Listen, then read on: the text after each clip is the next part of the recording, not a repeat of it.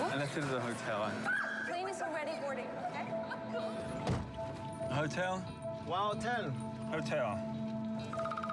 Could have the funeral on Wednesday. Yeah, well, I'll try my best. I need you to help me make some decisions. You left me with all. Et bonsoir Marjorie. Bonsoir Nicolas. Ça s'appelle Sundown et ça sort donc demain dans les salles. Exactement, c'est un film très intriguant qui réunit un gros casting, Charlotte Gainsbourg, mais aussi Tim Roth. Alors vous l'avez compris, on y suit l'histoire d'une famille anglaise en vacances au Mexique. Malheureusement, suite à un décès, la famille doit repartir en catastrophe en Europe, sauf Tim Roth qui prétend avoir perdu son passeport. Il va en fait rester au Mexique dans une pension miteuse, alors que je le rappelle, il est très riche. Voilà, donc au fur et à mesure, en fait, on va essayer de comprendre pourquoi grâce à un scénario minutieux.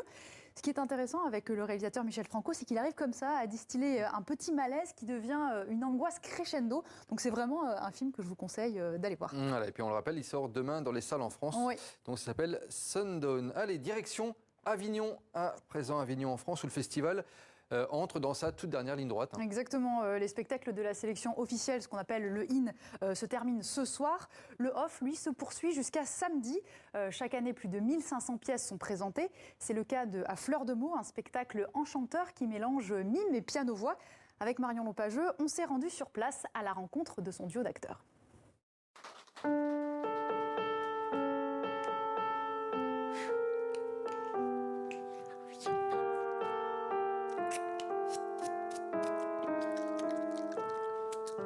Souffler un vent de poésie sur Avignon, c'est le pari de Julien Cottereau et fan des rues.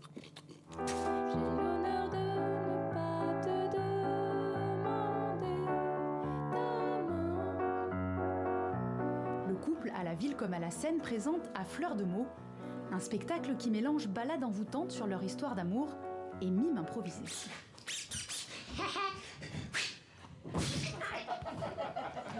C'est vraiment ce qu'on est. Julien adore les prises de risques, adore les impros. Moi, c'est quelque chose qui m'angoisse au possible.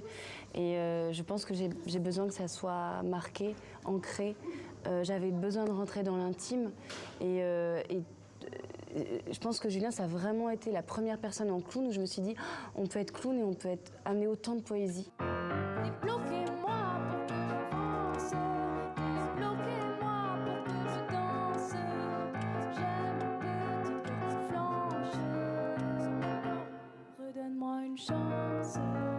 Une création pleine d'inventivité dans laquelle les spectateurs sont invités à participer.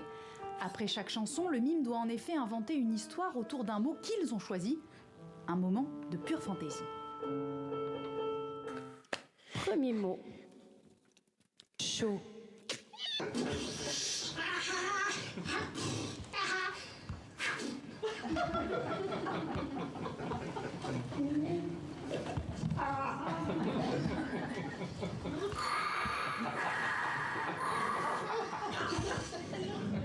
Il y a une interactivité directe avec le public parce que je les regarde, il n'y a pas de quatrième mur. C'est comme si c'était une provocation heureuse.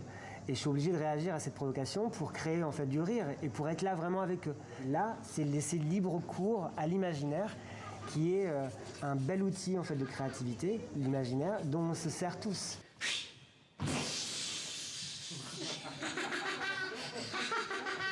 Dix ans, c'est le temps qu'il leur a fallu pour mûrir ce projet.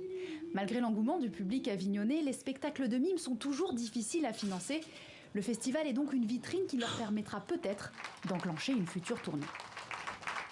Voilà comment jouer avec les mots de la langue française. On termine avec du cinéma et on a appris le décès de l'acteur Paul Sorvino à 83 ans, Marjorie. Oui, Paul Sorvino était devenu célèbre grâce à son rôle de gangster dans le film Les Affranchis de Martin Scorsese. C'était l'inoubliable Paul Cicero.